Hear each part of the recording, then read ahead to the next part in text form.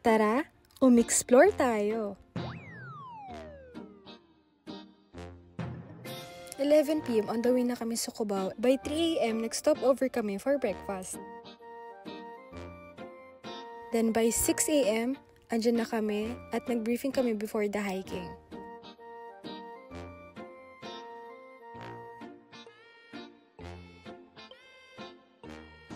Good morning! Love, say hi! Parang mas madali dito. 100 meters lang. Hala. Hala, te. Super easy lang ang trip na to kasi nag-joiners lang kami and super easy lang yung transaction sa lakbay-gabay.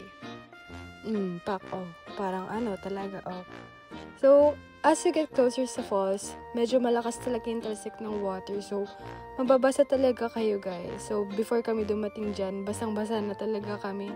But it's okay kasi nagtuloy naman na kami mag-swimming sa area na yan. Natangay ako. Sige, para ka mag-mermaid. I don't do hikes that much, so I can say that Awasan Falls is very beginner-friendly and super ganda talaga guys ng paligid as in. Ayun lang guys, thanks for watching!